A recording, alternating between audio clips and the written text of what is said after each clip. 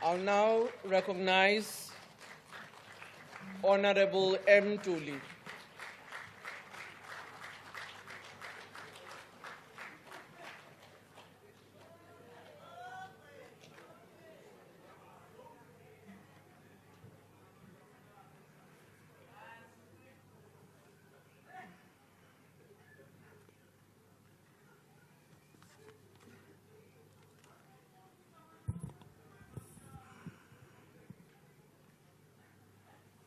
Thank you very much. Thank you very much, Madam Speaker, Your Excellency President Ramaphosa, Honorable Deputy President Mashatile, esteemed members of Parliament and fellow South Africans. Madam Speaker, 18 years ago, in his address to the joint sitting of our Parliament, the then Secretary General of the United Nations, the late Kofi Annan, spoke of South Africa's unique ability to transcend its history. He saw in us a beacon of hope, a nation that can teach the world the power of dialogue and trust, rather than confrontation and resentment.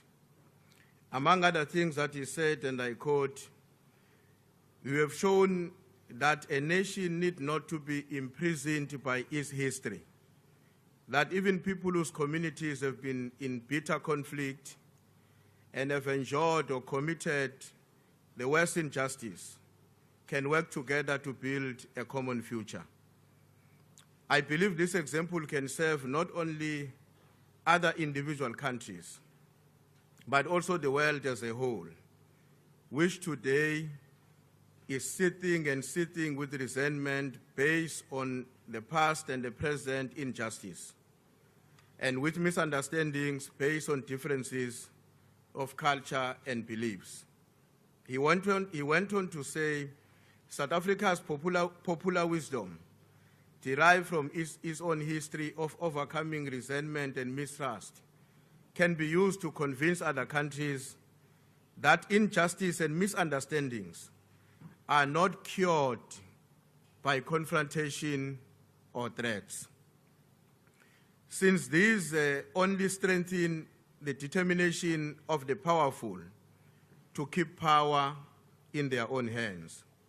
South Africa can teach all of us that, on the contrary, the way to a better balance lies through dialogue and on the establishment of mutual trust. Only in such an atmosphere can the weak win the attention and the respect of the strong, unquote.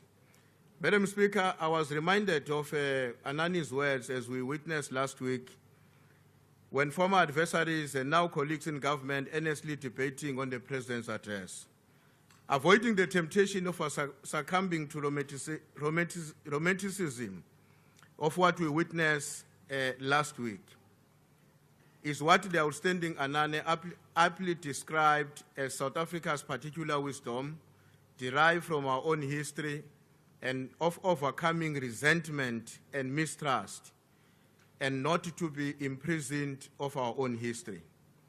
Unfortunately, on the other side of the same coin, the public was also fed a diet of theatrics and ludic dogmatism and venomous hostility posing as opposition. We recognize and place a high premium on the importance of having a strong and a constructive opposition for our democracy to thrive, including this one, for any democracy to thrive, including our own. However, it will be remiss of us, especially after last week, not to urge our colleagues in the opposition benches to engage in a respectful and productive dialogue that contributes to the betterment of our nation. In this regard, we wish to join the President in calling for a discussion that focuses on matters of substance as opposed to vengeance and personalized attacks. As the saying goes, umuntu akalashwa. We hope that for the sake of the constituencies they represent, somewhere down the road, they will overcome their pretentious manner of proceeding. I wish to state categorically, Madam Speaker and honorable members, that the assertion that the government of national unity will collapse in a year or two is merely a wish being further to the thought. The GNU is not just a coalition of convenience. It is a concrete manifestation of what the African National Congress called long time ago in 1992 in one of our documents titled The Ready to Govern. In that document, we described the vision in the following manner, and I quote, we described the vision then as, and I quote, one which is not distorted by the prejudice and sectarianism that have guided the viewpoints on race and gender in the past, and one which relies on the wisdom, life experience, talents, and know-how of all South Africans, men and women, unquote. Madam Speaker, the Constitution of the Republic of South Africa lists 16 responsibilities vested in the President of the Republic. And among these, I'm just going to highlight two of them, is developing and implementing national policy and coordinating the functions of the state departments and administration. This underscores the vital importance of having a fully capacitated president, able to provide the necessary strategic leadership to government and society broadly. The President plays a critical role in strengthening policy coordination and implementation, serving as the nucleus for a cohesive social and economic development in the nation. Accordingly, central planning is indispensable for ensuring that development efforts are systematic and aligned with overarching national objectives. The NDP, which outlines the strategic framework up to 2030, is a cornerstone of these efforts. As the seventh administration looks to and beyond 2030, it is tasked with formulating a vision that continues to drive progress and addresses emerging challenges. The National Planning Commission must be empowered and adequately resourced to support this long-term vision, ensuring that policies are not only well conceived, but effectively implemented.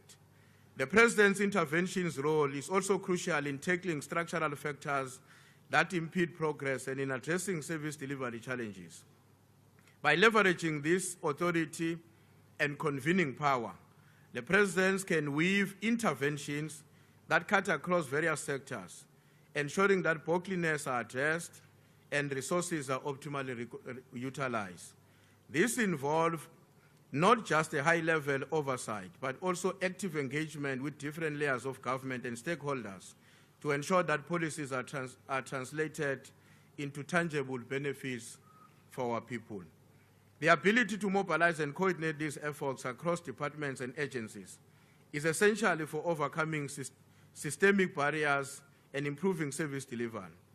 Only the President can achieve this objective. Furthermore, the President is also pivotal in promoting nation building and social cohesion. Building a cohesive society requires engaging diverse communities and stakeholders, ensuring that everybody feels represented and involved in the nation's development. The national dialogue to which President Ramaphosa has committed his support will help to build trust, foster mutual understanding, create a sense of shared common nationhood and purpose. The strategic and historic importance of the national dialogue is that it will help to produce the required national program that must help our country to eliminate poverty, reduce inequality, while at the same time defines the roles and responsibilities of each of the sectors of society and sacrifices that each of them shall make in achieving these national objectives. This is essential for maintaining social, political, and economic stability, and will ensure that development efforts are inclusive and equitable. Madam Speaker, as the African National Congress, we stand firm in support of the President's budget, a budget that embodies our shared vision for a thriving, inclusive, and resilient South Africa. This budget is more than a blueprint. It is a dedication to tackling the challenges our nation faces head-on and a construction of a brighter future for all South Africans. Our economy, as well as others globally, has encountered substantial headwinds. Yet the measures outlined by the President offer a strategic roadmap towards recovery and expansion. The President should be empowered with the necessary resources and capacity to lead the drive for much-needed investment in infrastructure, promoting small and medium-sized enterprises, foster innovation, laying the very firm foundation for sustainable economic progress. It must be able to coordinate initiatives that generate jobs, reduce unemployment, and uplift communities. As we've just heard from the President, youth employment and empowerment remains fundamental pillars of our national development. The President's dedication to enhancing these through programs like Presidential Youth Stimulus in a hands-on approach does not have to be delayed as part of the important program. By ensuring that our youth are equipped with the essential skills for the future, we're investing in our nation's most valuable assets, its people. Infrastructure development is a key catalyst for economic growth. This budget emphasizes the importance of modernizing our infrastructure to support economic activities and enhance the quality of life of all South Africans. Investment in transport, energy, water, sanitation will not only create jobs, but also guarantee essential services are accessible to all, particularly the underserved areas. We are acutely aware of the destructive impact of corruption in our nation's progress. The President's commitment to combating corruption and promoting good governance is evident in this and the previous budgets. Strengthening anti-corruption institutions, enhancing transparency, and ensuring accountability are vital steps in restoring public trust and guaranteeing that public resources are utilized for the benefit of all South Africans. Additionally, the budget underscores our dedication to education. By investing in our educational institutions and ensuring that every child has access to quality education, we are empowering future generations and securing a brighter future for our nation. We also recognize the importance of the environmental sustainability. This budget allocates the resources towards mitigating the impact of climate change, promoting renewable energy, and preserving our national resources for future generations. In conclusion, Madam Speaker, a comprehensive evaluation of the President's tenure reveals a leader dedicated to reform, anti-corruption efforts, crisis management, and economic recovery. His navigation to complex domestic and international political and economic landscape demonstrates resilience and a strategic vision for South Africa's future. The budget is a bold and a visionary plan that addresses the President's immediate needs as an effective center for coordinating state affairs. It is a testament to the President's leadership and our collective determination to overcome the challenges and build a better future for all South Africans. I urge all members of Parliament to support this budget and collaborate in maintaining oversight on the expenditure of public funds. Let us unite in our effort to create a South Africa that is prosperous, inclusive, and sustainable. Thank you very much, Madam Speaker. Thank you. Honorable Dr. M.J. Soper.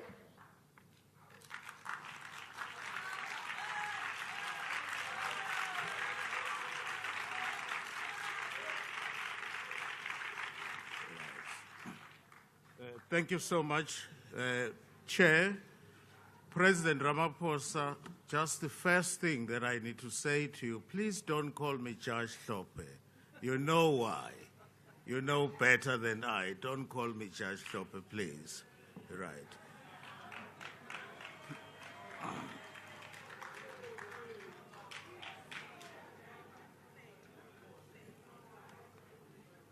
President, there are many programs and state departments in your office. I have quite a lot here on my cell phone: South African National AIDS Council, South African Investment Conference, Presidential Climate Commission. Human Resource Development Council, Infrastructure South Africa, National Strategic Plan on Gender-Based Violence and Femicide, Presidential Youth Employment Intervention and Operation Vulindlela. In addition to that, obviously we know there are other state departments which are now under the presidency. Excuse me, there are other state departments falling under the presidency. The first problem is that I have not had sight of the annual performance reports. We asked for them even this morning. So it's very difficult to approve of something in the dark, right? And secondly, the problem, thank you. Secondly, the most critical aspect of the Government of National Unity Cabinet is that you, Mr. President, you can now act unilaterally with state-owned companies, bypassing parliamentary oversight, right? To understand this, it is essential to know that Parliament has three types of committees: the standing committees, ad hoc committees, and portfolio committees. The role that is played by portfolio committees is very critical. These committees are responsible for overseeing government ministries, but there has never been a portfolio committee that has been established for the presidency. That is a serious lacuna. We don't have a portfolio committee that has been established for the presidency as yet. With the dissolution of the Department of Public Enterprises, state-owned companies will now fall under the presidency, which means they will no longer be accountable to Parliament. The President only answers to Parliament during quarterly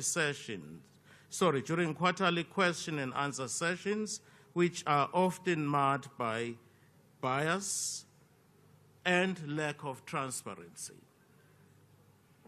The DA has previously called for a portfolio committee on the presidency, citing Phala as an example of its necessity. However, now that the Democratic Alliance holds a cabinet positions, will they reiterate this call? The Zondo Commission report also recommended establishing a portfolio committee on the presidency, but will Zondo emphasize this recommendation again? It's highly unlikely that he will.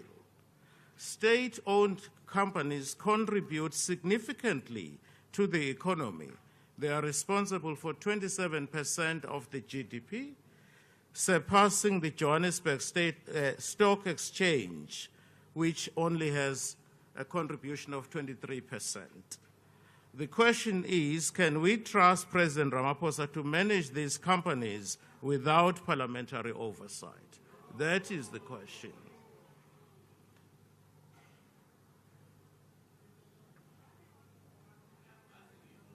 Accountability is very important, Mr. President. The President is not required to account to Parliament in the same way that that ministers do account.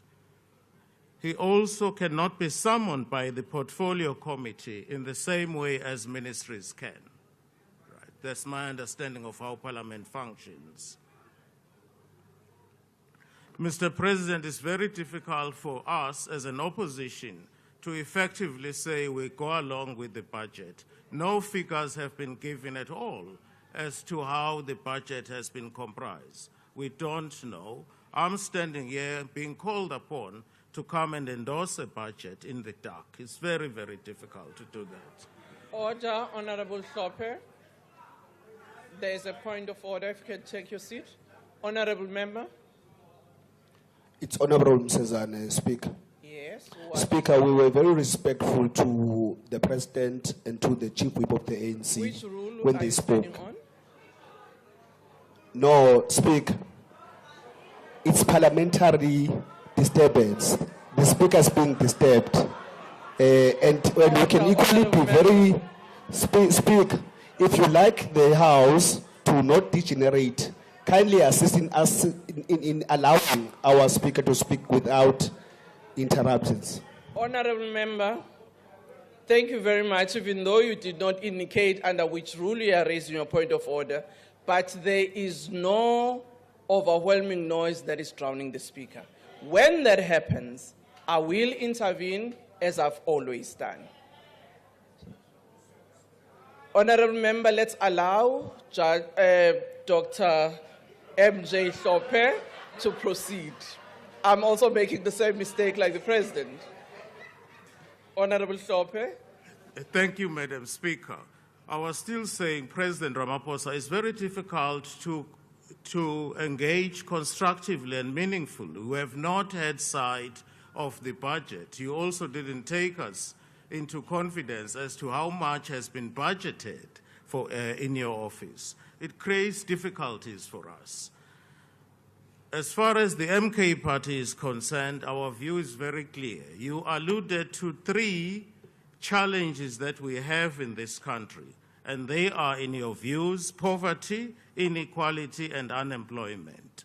We appreciate that there are budget constraints. We are not suggesting as MK party that the office of the president should not be capacitated, but the real issue is by how much is that office supposed to be capacitated. And we're here as parliamentarians to ensure that there is proper accountability, because we're representing the voters here. We want to make sure that there is an independent portfolio committee in the presidency to ensure that everything is accounted for properly and that everything is according to book. It is the view of the MK party that money should not be concentrated in the presidency. Well, it doesn't matter how much has been allocated, but money should not be concentrated in the presidency. Rather, there are certain departments where money should be diverted to. For example, the Department of Basic Education. There is no self-respecting country in the world which does not take education seriously. It was only yesterday when I learned, I think it was on News 24, that the Department of Basic Education returned something in the region of 580 million to Treasury. Sorry, I apologize, it was higher education. I do not know the circumstances relating to how that occurred, but on the face of it, someone is not doing their job.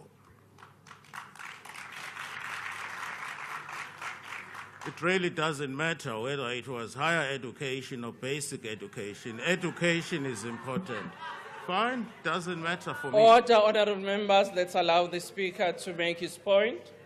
The other department which, in our view as the MK, ought to be given more money is obviously the Department of Justice and Constitutional Development, for reasons that we outlined fully in the debate, one of which is overcrowding. And overcrowding will not come to an end as long as we do not plow enough resources into that department. And that department has a huge deficit or cut of 18%, which is quite huge. We have stated our position as the MK party that a lot of money must be invested in agriculture, far more than we have budgeted.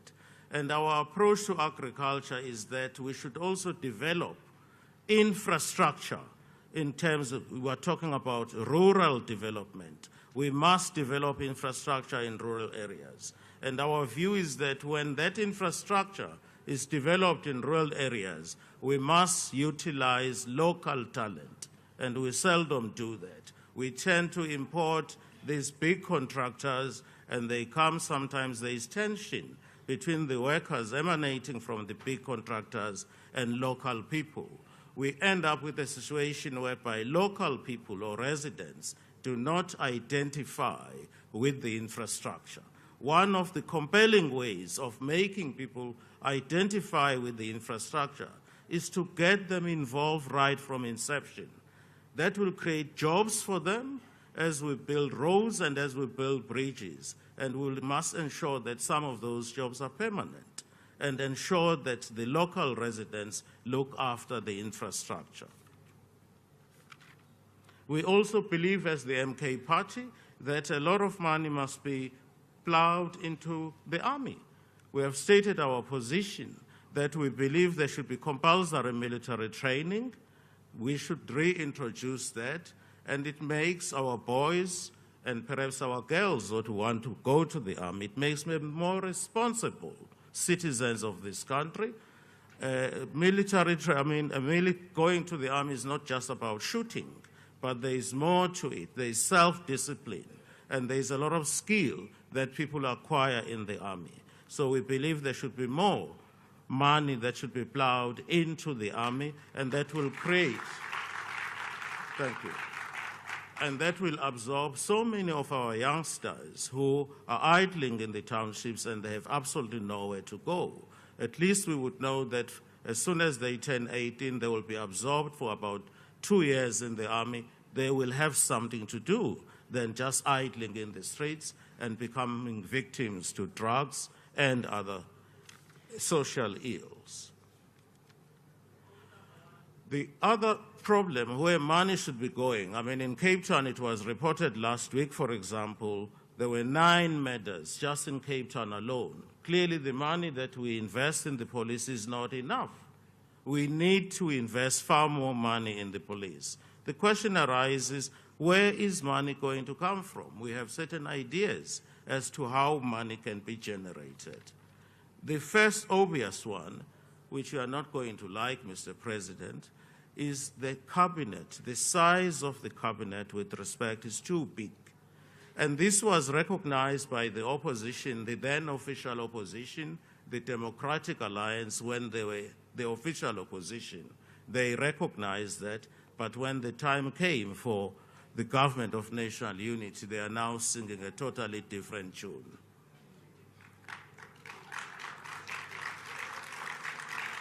In addition to reducing the size of the cabinet, which is the obvious thing to do, Mr. President, you should also seriously engage your colleagues in the cabinet to scale down on the packs that they have.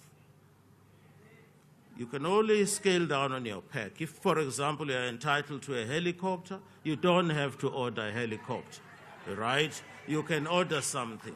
It's something that colleagues can be engaged on. Yes, we need to save money. It may sound ridiculous, but the bottom line is that there is so much money that we will be able to save. For example, instead of flying business class, you can fly economy class and embark on austerity measures. We can, on a voluntary basis, all of us embark on austerity measures with a view to saving more money, and those funds can be redirected and be plowed into education, defense, police, and so on. It is a fact.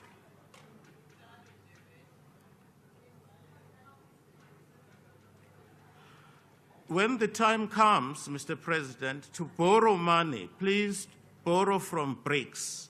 We have a very important role to play in BRICS. We have to use BRICS. BRICS has a very important role to play, and it is here to stay. We are partners. We have to use BRICS. I'm aware that we have borrowed money from BRICS, if my memory serves me well, in the past. But we should continue to use BRICS as a viable alternative, as opposed to IMF and other institutions, right? We should use BRICS. The other thing is we have to increase tax, particularly tax that is paid by companies, especially foreign companies. Many a times we are told that if we increase tax on foreign companies, they will run away, they will invest elsewhere in the world. We've heard that before. Mr. President, we've heard that before. Those companies that we were told are going to run away if tax is increased marginally or by a significant proportion, those very companies are still here. They are still mining in this country, paying our workers salaries, which are clearly sometimes not up to scratch. So the argument that if we increase tax in respect of companies, especially foreign investors, that they will run away, it is not borne out by what we see out there. doesn't make sense. Oil, Mr. President, continues to be a serious problem. I'm talking about oil. It does continue because it impacts on, obviously, fuel and other related products. A question that I would like to ask, why can't we import oil from Iran? Iran has the cheapest oil, I'm told. I'm not an oil expert. Iran has the cheapest oil in the world, I'm told. Is there any reason? Order, honorable members. I'm sure you will share part of the last of your speech with the President. Your time, unfortunately, has come to an end. Thank you. I leave it as a question. Is there any reason why we cannot import oil from Iran, Mr. President? Thank you. Honorable Deputy Minister of Electricity and Energy.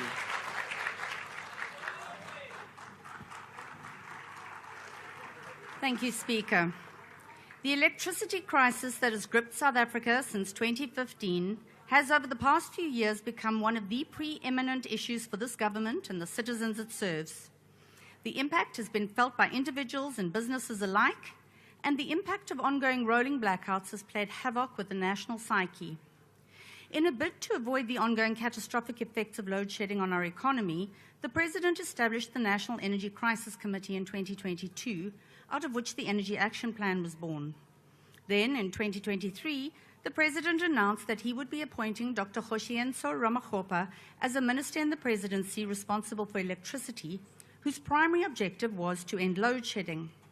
There was great opposition to this appointment, not least because of the costs of establishing the office of this minister, as well as the lack of oversight capabilities of Parliament, because there was no direct accountability. In addition, there were already 2 ministers responsible for electricity with fully fledged departments and statutory mandates. Minister Ramaphosa had neither. The mandate given by the President did little to capacitate Minister Ramaphosa to address the long-term resolution of the electricity crisis, requiring collaboration with other ministers in order to find the necessary solutions. This meant that while Minister Ramaphosa was expected to address load shedding, his only real power lay in his management of NECOM and its work streams. He had no procurement capacity, no direct responsibility for Eskom, nor the ability to provide policy or legislative direction. In the meantime, the Department of Mineral Resources and Energy was developing a blueprint for electricity, namely the Integrated Resources Plan, and the Department of Public Enterprises was busy with the unbundling of Eskom, areas of responsibility for which a Minister of Electricity should have been tasked. Despite these obstacles, we are into our 118th day without load shedding, the longest run of no load shedding since September 2020 to December 2020. It is also worth noting that this has been achieved with a saving of over 6 billion rand in diesel against the same period last year. So the decision by you, Mr. President, in respect of dealing with the electricity crisis has absolutely borne some fruit. However, while being a relatively free agent in the presidency has given the Minister of Electricity a freedom and agility to deal with the electricity crisis, it will not be sufficient to address the ongoing energy crisis. The risk of load shedding hangs on a knife's edge, and while the planned maintenance and the lower demand have paid dividends and seen the electricity availability factor sufficiently high to create some element of stability, the energy system in this country remains severely constrained. For that reason, the Democratic Alliance has welcomed moving electricity out of the presidency and the creation of the Department of Energy and Electricity with Dr. Ramaphosa at the helm. By incorporating the energy portfolio with electricity, we are hopeful that this new department will combine the political, statutory, and policy mandate of the energy sector with the momentum built up through the presidency and NECOM to create a stable and functional energy supply for South Africa. I personally am absolutely thrilled to have been appointed as the Deputy Minister in this new department. And while we await the uncoupling of energy from mineral resources, our singular focus will remain on finding innovative solutions to create a long-term energy resilience in our country. Although the new department has been announced by the President, the budget for this department has not been allocated for the 2024-25 financial year. and as a result, there's no real clarity on the fiscal responsibility for the establishment and running of the Department of Energy and Electricity between the Presidency and the Department of Mineral Resources. And while the President has moved electricity out of the Presidency, he has moved state-owned enterprises in. The implication of this is that Eskom now resides in the Department of Planning, Monitoring and Evaluation and not within the Department of Energy and Electricity. Initial indications were that Eskom would be moved into the new department so that the executive, entrusted with the function of energy and electricity, would have direct oversight over the entity. It makes absolute sense that the organization responsible for electricity be housed within that department. However, in the opening of Parliament address, the President made reference to establishing a holding company which would centralize ownership of the SOEs. In our estimation, this is merely a different model for the failed Department of Public Enterprises, which creates another unnecessary layer of bureaucracy. The cost implications of this are also astronomical and unjustifiable in an economy that is trying to claw its way out of the financial morass in which it currently exists. While the Presidency was perhaps the perfect vehicle for an emergency intervention into the electricity crisis, it is not necessarily the answer to the failing SOEs. The electricity crisis warranted a centralized coordination from within the Office of the President in order to fast-track decision-making and implementation of the Energy Action Plan. Whereas the turnaround of state-owned enterprises, while urgent, requires that each SOE be housed within the relevant line department as a mechanism to ensure that policy and implementation are aligned for greater efficiency. As a result, we will continue to lobby for the decentralization of SOEs, and particularly of Eskom, and to have them removed from the Presidency as soon as possible to effect a faster turnaround. The Presidency will still have strategic oversight of electricity and energy sector through Operation Vulindlela. Operation Vulindlela has made excellent progress in addressing the energy crisis in its initial phase, most notably in the cessation of load shedding. The next phase of this, following the passage of the Electricity Regulation Amendment Bill, will focus on several key areas in the energy sector, including the restructuring of Eskom. This will also require specific focus on urgent interventions in the expansion of the transmission network, a mammoth task. The Presidency's role in Operation Vulindlela is not implementation. It is high-level strategic planning and coordination. It is the role of the relevant ministry to ensure that implementation is taking place and to provide the requisite oversight and monitoring. It is for this reason that we believe that Eskom should reside in the Department of Energy and Electricity and not within the Presidency. Given the technical nature of the entity, it requires focused policy guidance and effective oversight from the executive authority and the Director General that views it holistically within the context of the energy sector and not within the context of a group of entities. The Presidency should retain its role as a planning, monitoring and evaluation department with a focus on high-level strategic interventions when needed. When the Presidency steps into an implementation role, it starts to impede the ability of a department to fulfill its own mandate, and this can lead to policy incoherence and a dilution of executive oversight. This is most evident in the electricity and energy sector. The Presidency is in a unique position to create the space to finally consolidate the entire energy section into a cohesive, focused and fully mandated implementation department, which will have the ability and capacity to chart a course towards energy security for South Africa. Now is not the time to retain the status quo under a different guise. The Government of National Unity presents a real opportunity for changing the way government does business.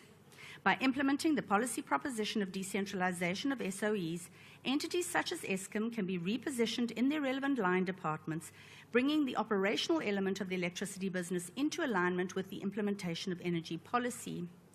Speaker, while I support the budget of the Presidency at present, it must change in time to align with its mandate in order to continue the good work of Operation Vulindlela and to ensure ongoing collaboration with the new Department of Energy and Electricity to address energy security, the restructuring of Eskom, and the rollout of the just energy transition. I thank you. Thank you, Honourable Member. Honourable Malema.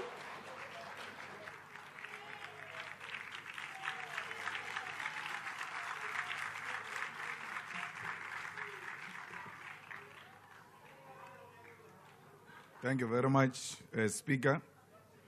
Yesterday, the president of the GNU spent a considerable time saying that our input and contribution during opening of Parliament debate was playing the man and not playing the ball.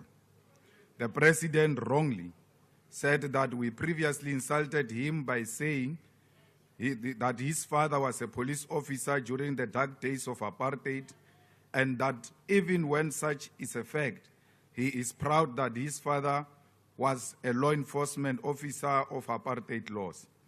Let's put the facts right in front of this Parliament. We never ever have made any reference to President's father in this Parliament, and even if we did, it would have been a statement of fact and not insult. To say someone's parent is a nurse, it will never be used as an insult. To say someone else's parent is a police officer can never be used as an insult. You said, spoke about your father in order for you to drag my grandmother unfairly so, because my grandmother has got nothing to do with what I'm doing here. So I want to state it very clear that, President, we respect each other and will continue to engage each other robustly. Secondly, Parliament and political work in general is not for soft-skinned people who will use all languages to complain whenever we give fair but robust and direct characterization of their political conduct. Here we speak truth and nothing else but the truth. In our characterization of the ball which you spoke about here, which you said we must play, we will also characterize the players to have a fuller picture of both subjective and objective political and ideological conditions. You can never only play the ball without understanding the strengths and weaknesses of the player. We will also welcome, and this we did at a number of times, we welcomed and tolerated whosoever does that against us. When we get criticized by your side, even sometimes the political amateurs like Butimana Mel, who come and attack us personally, we never respond to them. We never cry because we are not crybabies. We fight because we are fighters. Instead of crying, we fight. In politics, the individual's personal character is key to historical developments. Otherwise, why is there Nelson Mandela Day? The individual strength of Mandela is what we are drawn to reflect upon, learn from him as a leader, but more broadly as a human being. It is a fact that, in light of the government of national unity, which originates from the white capitalist establishment, we needed to appreciate your own historical involvement with these white people. And a close attention to your personal political journey gives testament to the suspicion that this government was not actually created now. It came from long time ago because you were made a project long time ago. When we say you did not go to Robben Island when your peers went to Robben Island, how can that be an insult? When we say you wrote a letter and said they planted communist ideas in your head to the police, how can that be an insult? To tell the truth is the greatest respect we give to a sitting president. It is a constitutional requirement that you must be held accountable, scrutinized about the decisions you make. Please take your seat. There is a point of order. Honourable Dlakudi.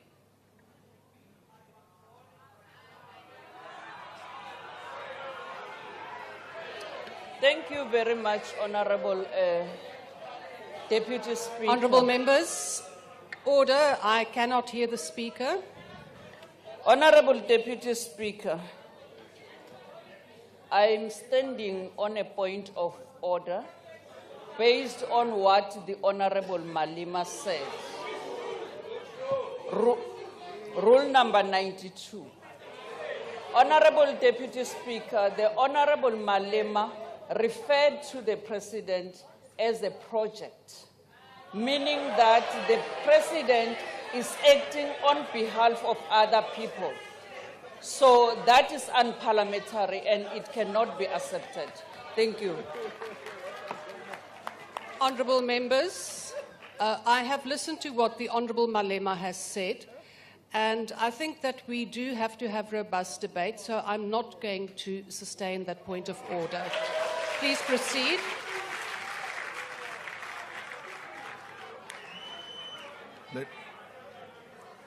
To tell you the truth is the greatest respect we give to a sitting president.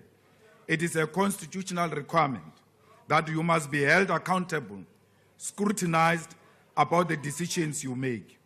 Thirdly, we have read and will never argue with you when you say we must read more books about NUM.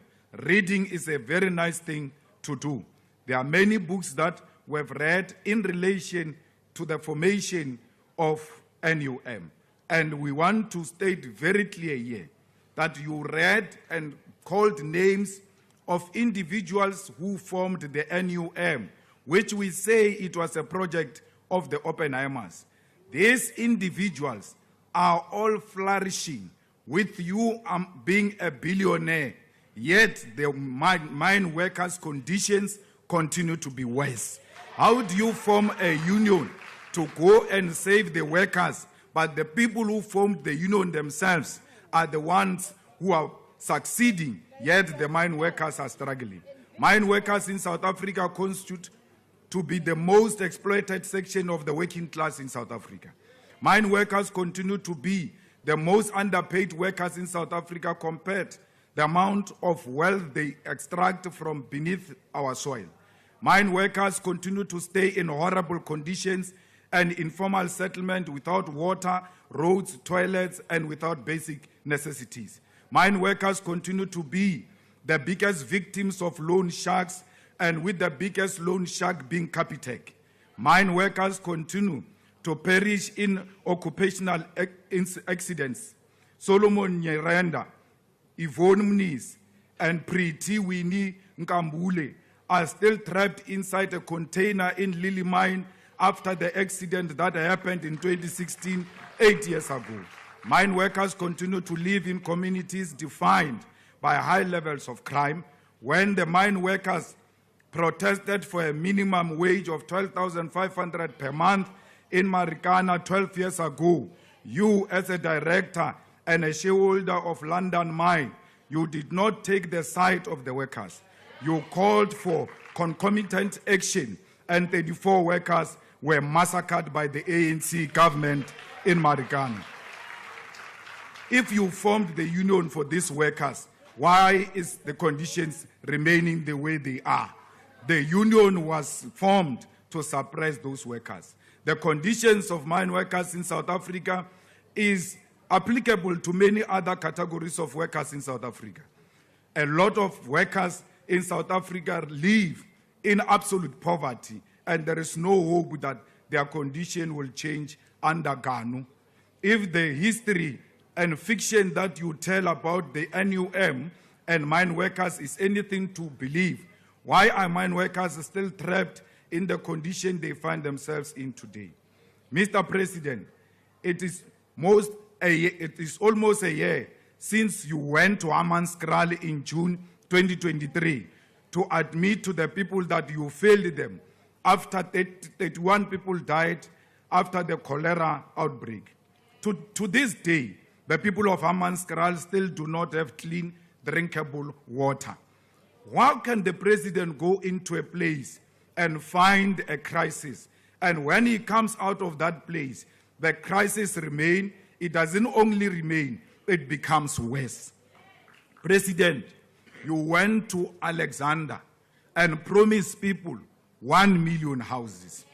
When we remind you that you promised people 1 million houses, you are going to say it's an insult. It's not an insult. Ke nnete. Le tsamaile lo botsa batho maka ba Alexander la re le tla ba fa 1 million houses.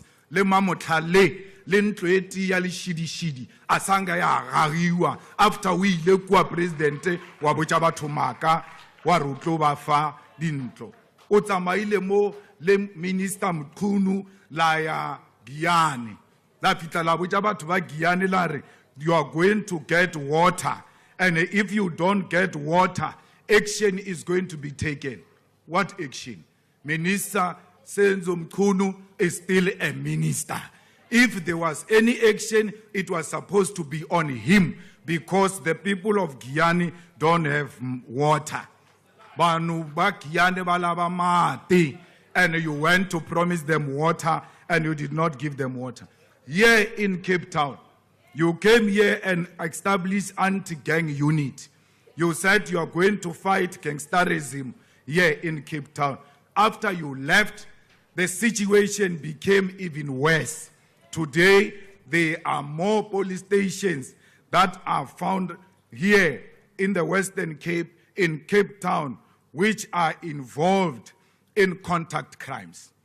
4 out of 10 police stations in South Africa are found here, which are affected by drugs and gangsterism, which you said you formed a unit to deal with. You went to Mafike and called an imbizo and said the people must come and express themselves. Today, nothing has improved since you left Mafike.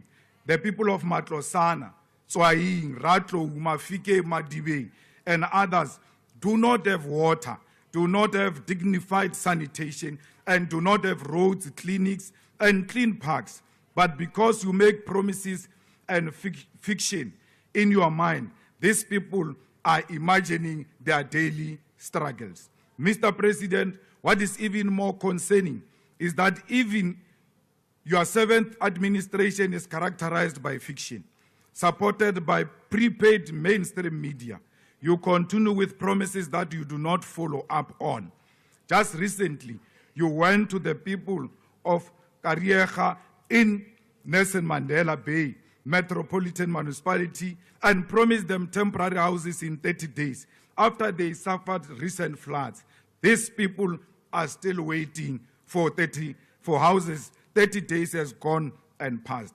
Until we clarify the roles and intentions, we will never support this budget vote 1 on the presidency because it is a waste of government resources.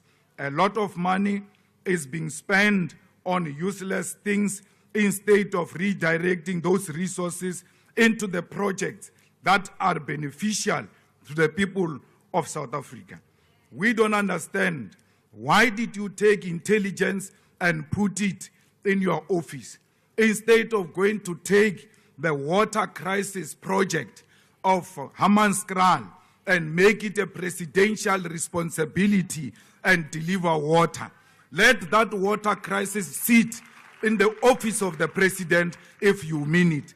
We don't have a crisis of intelligence. That thing is imagination. The crisis is water in Giyane. Why is water not in the office of the president? Because that's what we are faced with. Why is crime not in the office of the president? You have something called evaluation and monitoring, which can monitor itself. How can it monitor other ministries? It has got no capacity to monitor itself. So we are making a call that instead of having these useless departments in your office, bring police in your office, because crime is a serious issue in South Africa. Children are being killed, women are being raped. Those are matters that the president should be occupied with and be worried about. Not this thing of wanting to be with your faction in your office, even when it is not helpful to you. Let's take serious responsibilities into the office of the president. Let us reduce the cabinet and do away with deputy ministers. What you did to Honorable Sihle Zikalala is painful, that thing. When you see Sihle sitting down on a chair and that white man of a minister sitting next to him, but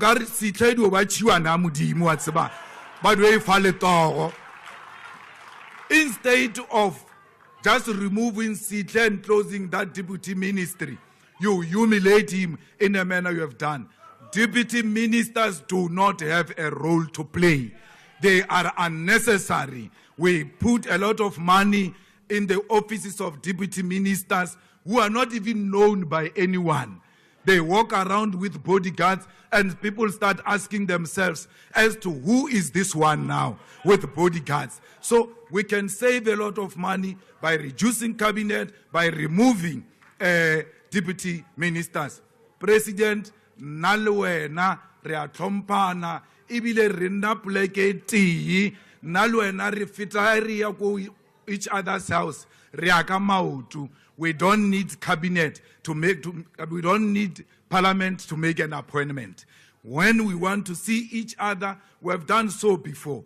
And I criticize you even when it is just the two of us. I'm not criticizing you here because I see these honorable members of parliament. We will continue to engage each other robustly.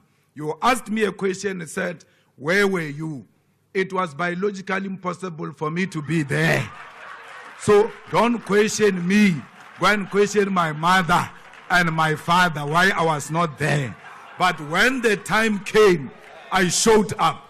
And when the time came, I never sold out. When the time came, I was never a collaborator. I came at an early age and nothing will remove me. Attempts were there to silence me with the story of being disrespectful. I'm not disrespectful. I engage robustly. A ke rapeletse boroko ka o budulala. Nna a ke tshabe motho, ke tshaba maka, ke bolela nnete. Mmuso wa dinonyana o tlowa in less than 2 years. Auwe mmuso wa dinonyana, auwe!